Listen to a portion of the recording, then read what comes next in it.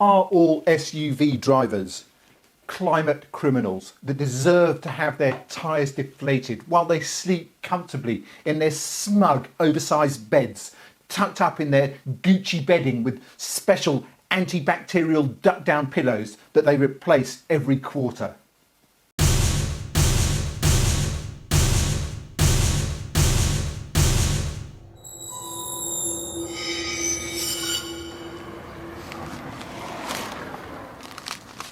Are you sure it's okay to film here? I don't think it is. Okay, let's get on with it. Let's do it quickly. Hi, I'm Angus, and you may well know me from earlier work such as Environmental Hypocrites and 9 More Things to Be Angry About. Or Why Does Everybody Hate Cyclists? But today I'm here to talk to you about the morality of letting down strangers' tyres in the name of a safe future for our children, and whether this is justified or not.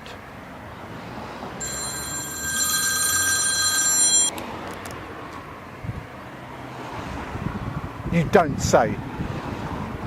You don't say. You don't say. Who was that? He didn't say, but he did say that we can't film here and that he's called the police. So I think this is a good time to go over to the studio with Angus. Everybody knows that cars are bad for the planet, and everybody knows that SUVs are even worse. I mean, these things are off the scale bad. They are toxic, and they are actually still growing in popularity, despite them not even delivering on their basic #1 premise for concerned parents of safety. They are less safe than standard cars for both occupants and even worse for the poor hapless pedestrians. You are actually 11% more likely to die. More likely, not less likely, more likely to die in an accident if you are an occupant of an SUV compared to a standard car, and twice as likely to die in an accident if you are a pedestrian involved in a collision with an SUV compared to a standard car. And when it comes to the safety of your grandchildren, if you haven't already killed them whilst in the act of driving, well, let's look at that, shall we? The planet is heating up. Sea levels are rising, and by 2050, many coastal regions across the globe will be largely uninhabitable. So we will see migrants from our own countries vying for depleting housing stock higher and higher above sea level. At the same time, we will also see more and more migrants from other countries that are already trying to reach our shores in ever-increasing numbers because of drought, water shortage, famine, and inevitable conflict that comes with a scarcity of basic resources caused by man-made climate breakdown. And that is already happening today. Can you imagine what it will be like in 28 years' time? And can you imagine what it will be like for our grandchildren in 50, 60 or 70 years' time? This situation will not improve unless we are prepared to drastically change our overprivileged first world lifestyles. And a really easy one to change, I mean really low hanging fruit here, is our obsession with these gas guzzling death traps. SUV exhaust emissions between 2010 and 2018 were greater than the rise in emissions from global aviation and shipping combined. And whilst we are buying more electric cars than ever, we are also buying more SUVs than ever. So that the benefit of transitioning from petrol, gas or diesel cars to electric cars has been completely wiped out by well-meaning, safety-conscious people buying SUVs. And as a side note here, sort of in defence of SUV drivers, I think for most SUV owners, it is that misguided safety thing. If I feel safer, I must be safer. But I can't defend them all because obviously there are a lot of people who just want a massive car. Globally, there are now more than 280 million SUVs on the roads, up from less than 50 million in 2010. On average, SUVs consume 20% more energy per mile than a standard car. The increase in SUVs in 2020 led to a rise in oil consumption that completely cancelled out the effect of electric cars. Between 2010 and 2020, global CO2 emissions from conventional cars fell by nearly 350 megatons. due to factors such as fuel efficiency improvements as well as the switch to electric vehicles, whilst emissions from SUVs rose by more than 500 megatons. So, does that mean it is okay to creep around in the dead of night letting SUV tyres down? I think here I've made quite a compelling case for that, but I can't personally condone it. Unless you know someone personally, you can only guess at their motives for owning one of these audacious, look at me, I'm better than you, or indeed safer than you, climate killers. I actually live on a major road, and I know some of you might find this a little bit difficult to believe, but I can actually sometimes get quite cross with the constant flow of what I consider to be unnecessary car journeys past my home. And I would bet that 90% of the time I am right. But that does not give me the right to lay a stinger, if that's the right word for it. Those things you lay across the road to puncture tyres. But it doesn't give me the right to lay one of those things across the road to puncture people's tyres. Let me put this another way. It's like mobs destroying German businesses during World War II, just because they were, well, German, or like picking on Russian people today without first understanding their personal views on the invasion of Ukraine.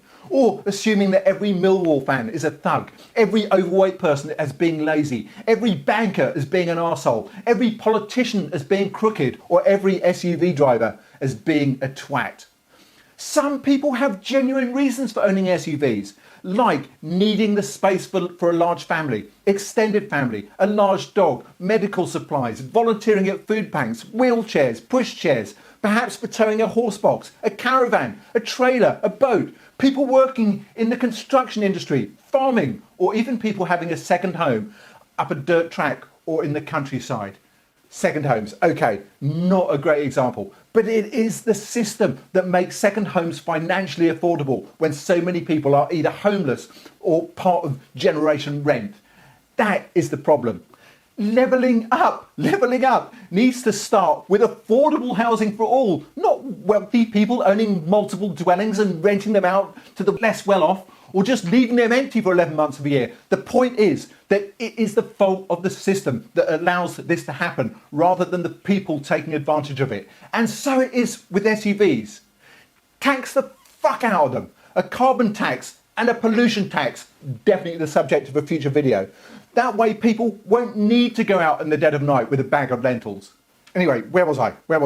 Right. I remember. Some SUV drivers, and I would agree it is probably going to be in the minority, have genuine reasons for owning an SUV. So is this collateral damage acceptable? Does the end justify the means? There is part of me that accepts that when you are facing Armageddon face on, the end of days, the destruction of our very life support system here on Earth, that the gloves maybe should come off, and the innocent 10% are fair game in the bigger picture. But whilst I accept, and to a point, quietly applaud the actions of the Tyre Extinguishers, it's okay, people of Felixstowe, I won't be letting down your tyres tonight. If you want to know more about Tyre Extinguishers, including the details of how to let down a tyre with a lentil, and indeed the contents of the note they leave in your windscreen, there are links in the description below. But I'll actually be showing that in a moment. I'll read out the contents. But anyway, thank you for watching. And as I say, I won't personally be embarking on this crusade, but I do have a grudging respect for the people that do. But that's just what I think. What do you think? And do you think Tyre Extinguishers' aim of making it impossible to own an SUV in urban areas is justified or even possible? Please let me know in the comments below. How do we stop people buying these unnecessary toxic tanks without resorting to this kind of well-meaning activist behaviour? And if you have not already done so, please do take a moment to subscribe to my channel, and don't forget to show me some love by getting out your Cupid's arrow and shooting the like button. And you can also share this video across any of these social media platforms. Doing all or any of these things really does help me reach a wider audience and hopefully affect positive change.